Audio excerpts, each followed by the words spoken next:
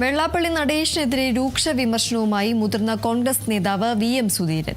KK മഹേഷിന്റെ മരണം അന്വേഷണം നടത്തണമെന്ന ആവശ്യം ഉയർന്നു വന്നത് ഈ ഗവൺമെന്റ് വന്നതിന് ശേഷമാണെന്നും ശക്തമായ അന്വേഷണം വേണമെന്ന ആവശ്യം വെള്ളാപ്പള്ളിയിൽ പരിഭ്രാന്തനാക്കിയിട്ടുണ്ട്. KK മഹേഷിനോട് മനുഷ്യത്വരഹിതമായ സമീപനമാണ് വെള്ളാപ്പള്ളി സ്വീകരിച്ചതെന്നും VM സുധീരൻ പറഞ്ഞു.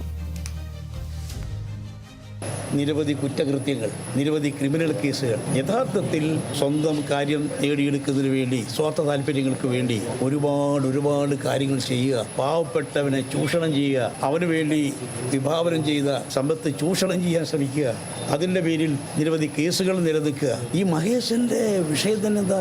എന്തൊരു മനുഷ്യത്വരഹിതമായ സമീപനമാണ് അദ്ദേഹത്തിൻ്റേത്. മഹേശൻ കൃത്യമായി തൻ്റെ ആത്മഹത്യ കുറിപ്പിൽ പറയുന്നു, താൻ നേരിടുന്ന ഭീഷണി, താൻ നേരിടുന്ന മാനസികമായ പീഡനം, അതെല്ലാം കുറിച്ചു വെച്ചിട്ടാണ് അദ്ദേഹം ഈ ലോകത്തോട് യാത്ര പറഞ്ഞത്, സ്വയം ജീവൻ വെടിഞ്ഞത്.